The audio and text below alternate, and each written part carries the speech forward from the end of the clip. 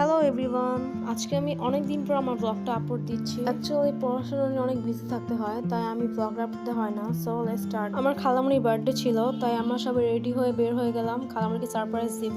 আমাদের হাতে অনেকগুলো বেলুন আছে।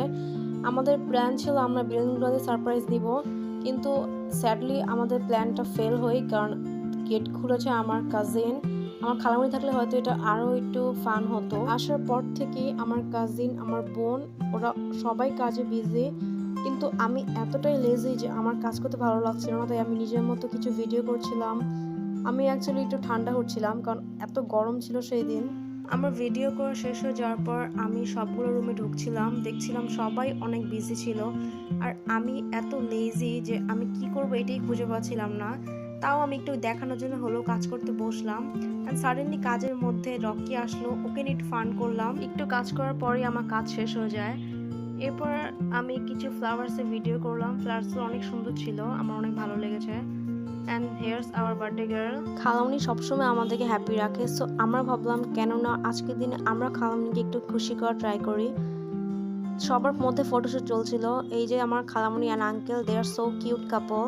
আমাদের কেক এসে পড়লো, আর আমরা দেখলাম আমাদের কেকের সাথে খালামণির ড্রেসটা খুব ম্যাচ করেছে। এটা দেখতে খুব ভালো লাগছিল। বাই দ্য ওয়ে, এই ক্লিপটা খুব ফানি ছিল। ও ভেবেছে ওকে আমার ছবি তুলছি, বাট দেন রিয়েলাইজ যে আমি ওকে ভিডিও করছি, তো আমাকেও ভিডিও করা শুরু করলো। অ্যাকচুয়ালি আমার কোনো ক্লিপ ছিল না দেখে আমি আমার কাজিনকে বলি, তুমি আমাকে একটা কিছু ভিডিও করে দাও। এটা সম্পূর্ণ একটা স্ক্রিপ্টেড ছিল। দুইটা কেকই খুব টেস্টি ছিল, আমরা ভাবিনি এত টেস্টি হবে। উপরে দেখলে মনে হয় না, সাধারণত আমাদের চকলেট কেকটা বেশি খাওয়া হয়, এখানে কোনো চকলেট কেক নেই। তাও দুইটা কেক খেয়ে আমরা অনেক স্যাটিসফাইড। আমরা এখন সবাই কেক কাটার জন্য রেডি হচ্ছিলাম। মাঝে মধ্যে কিছু ছবিও তোলা হচ্ছিল সবার মধ্যে। আমার নানু অনেক চিল্লাচিল্লি করছিল কেক কাটার জন্য, সো আমরা দেরি করলাম না, কেকটা কেটেই ফেললাম। And happy birthday to her. এই দিনে আমরা অনেক এনজয় করেছি, সবাই একসাথে ছিলাম, ব্যাপারটা অনেক ভালো লেগেছিল আমাদের সবার। তোমরা ভেবে ক্লিপে দেখতে পারছো নিচে রকিও আছে, আমাদের সাথে জয়েন করেছে। করবে না কেন, ও তো আমাদের একটা ফ্যামিলি মেম্বার। একে একে আমাদের সবাইকে খাওয়াই দেওয়া হচ্ছিল, মানে মোমেন্টটা ভুলার মতো না, অনেক ভালো লেগেছিল আমাদের সবার কাছেই। কেকগুলো অনেক টেস্টি ছিল, সব মিলে পুরো 100তে 100 দিব আমি। তো যাই হোক, এরপর আমাদের কেক কাটার পর সবাই কেক খেয়েছি, সব মিলে পুরো ভালো ছিল, পারফেক্ট ছিল দিনটা।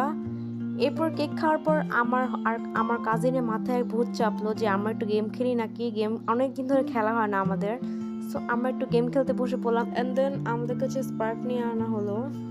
আমি একটু ভীতু টাইপের, এসব অনেক ভয় পাই। আগুন ভয় পাই আমি অনেক অ্যাকচুয়ালি, তাই এটাতেও ভয় পাচ্ছিলাম। আমি ভাবি যে আমার চোখে গেলে যদি চোখে সমস্যা হয়। খালামণি এরপর এটা স্পার্কটা জ্বালিয়ে আমার কাছে দিয়ে দিল।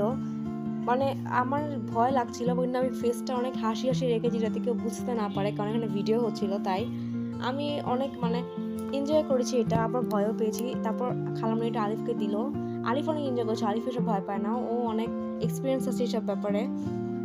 আর আমাদের দেখতে দেখতে আমার এই ব্লগটা প্রায় শেষের দিকে এসে পড়েছে।